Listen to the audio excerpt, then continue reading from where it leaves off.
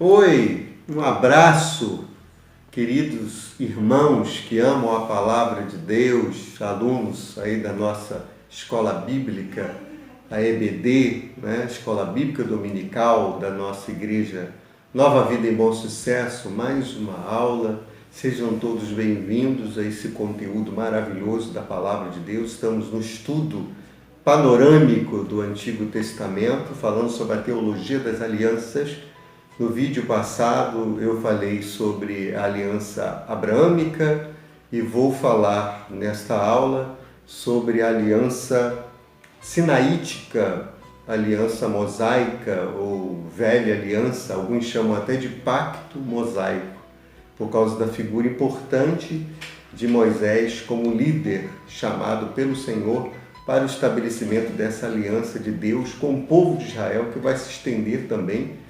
Depois, ao se desenvolver esta aliança na história, vai culminar com a nova aliança para toda a humanidade, a aliança no sangue precioso de nosso Senhor e Salvador Jesus Cristo. Bem, como eu falei na aula passada, Abraão foi chamado por Deus, Deus fez promessas a ele, e depois essas promessas foram passadas de geração.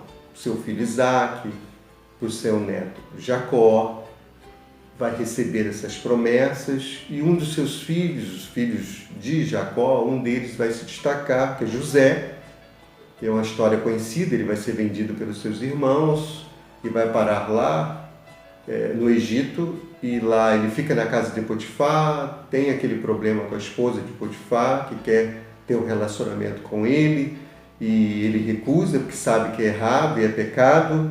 Mesmo assim é acusado e vai para a prisão. Lá ele é colocado à frente da prisão, faz a prisão prosperar, ele desvenda, por obra de Deus, os sonhos do padeiro e do copeiro que estavam presos e serviam a Faraó. E quando o copeiro é restaurado para a sua condição diante de Faraó e sabe e escuta Faraó apreensivo, porque teve um sonho, na verdade 2 sonhos, e não sabia como decifrar e ninguém conseguia decifrar, ele se lembra de José e fala de José, e Faraó manda chamar, Deus ilumina a mente de José, ele consegue interpretar o sonho de Faraó. São 2 sonhos, mas na verdade é um só. E é o sonho das vacas magras, vacas gordas, das espigas magras, espigas gordas, que as magras devoram as gordas. E ele fala de 7 anos de fartura e depois 7 anos de escassez, e que Faraó deveria se preparar nos anos de fartura para os anos de escassez. E assim acontece porque Faraó coloca José como governador do Egito. E aí toda a história se desenvolve, e José então chama a sua família para lá, porque ele dá a se conhecer seus irmãos, se reconcilia depois com seu pai, aquele encontro bonito, maravilhoso. A família cresce ali no Egito, só que no capítulo 1 de Êxodo sobe ao poder um faraó que não conhecia a história de José e começa a escravizar o povo de Israel, achando que o povo de Israel, Israel é um dos nomes de Jacó, vai dar nome ao povo, Israel pode ser uma ameaça ao Egito.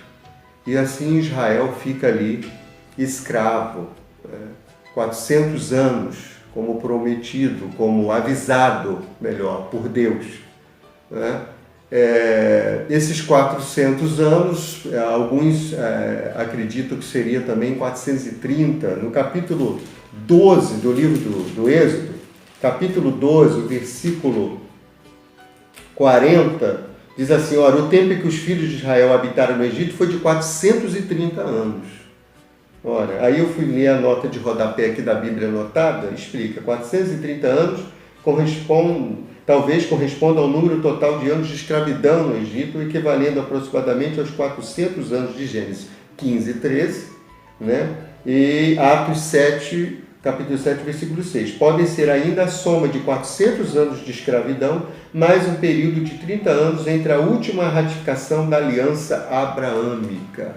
Então está aí uma explicação para essas 2 possibilidades de contagem de anos. Mas aproximadamente 400 anos o povo de Israel ficou ali escravizado, até que, Êxodo capítulo 3, Deus levanta Moisés, que vai ser um príncipe do Egito, né? A história aí passou até pouco tempo na novela, Os 10 Mandamentos, na televisão, falando sobre isso, né?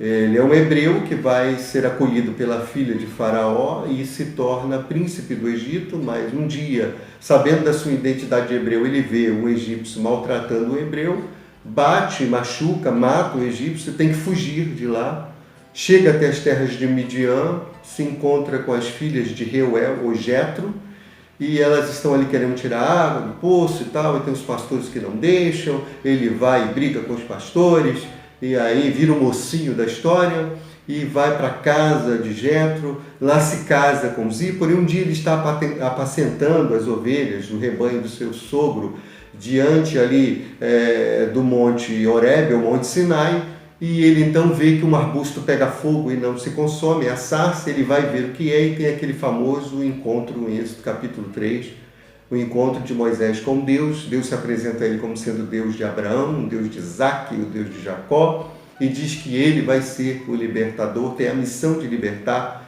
pela mão dele, pela mão de Deus, libertar o povo de Israel da escravidão egípcia. Ele tenta relutar, mas depois aceita, vai com seu irmão Arão para lá, e aí nós temos aquela batalha onde Deus vai endurecer o coração de Faraó, vem as 10 pragas, e a última praga dos primogênitos, naquele período que vai haver também ali a celebração da Páscoa, e então, com a morte dos primogênitos dos egípcios, não daqueles que pertenciam ao povo de Israel, que estava na terra de Gósen, e ali então Faraó desiste de segurar o povo e libera o povo. Depois tenta atrapalhar, manda de novo o exército ir atrás, o povo tem aquela travessia maravilhosa e milagrosa do Mar Vermelho que se abre, e o povo então passa, e aí chega até o Monte Sinai, ali se estabelece, né, ali no sopé, ali na base, vamos dizer assim,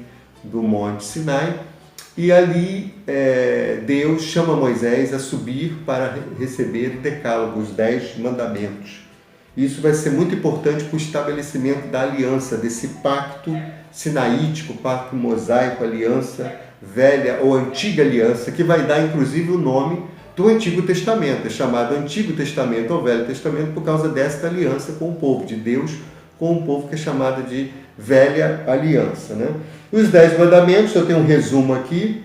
Não terás outros deuses diante de mim, Êxodo 20, né, versículo 3. Não farás para ti imagem de escultura, Êxodo 20, versículo 4. Não tomarás o nome do Senhor teu Deus em vão, Êxodo 20, versículo 7. Lembra-te do dia de sábado para o santificar, Êxodo 20, versículo 8. Honra teu pai e a tua mãe, Êxodo capítulo 20, versículo 12. Não matarás, o versículo 13. Não adulterarás, o versículo 14.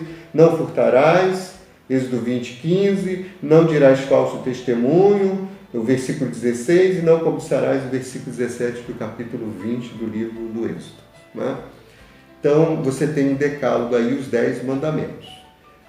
Logo a gente vê que essa lei essa aliança, ela estava estabelecida através da lei, né? A lei, ela vai servir, segundo Gálatas, capítulo 3, versículo 24, como aio. Aio, que Paulo está falando, é como se fosse um tutor, um instrutor, um pedagogo, um professor, aquele que vai conduzir, a lei vai conduzir a Cristo, que a lei vai apontar a falha, o erro, o pecado. E é Cristo, com seu poder de salvação, seu sacrifício, seu sangue, que vai redimir do pecado, vai purificar o pecado. Então a lei, ela conduz a Cristo nesse sentido que Paulo vai falar. O aio, entre os gregos e romanos, era um criado de confiança, encarregado de acompanhar e educar uma criança ilustre até que esta chegasse à maioridade.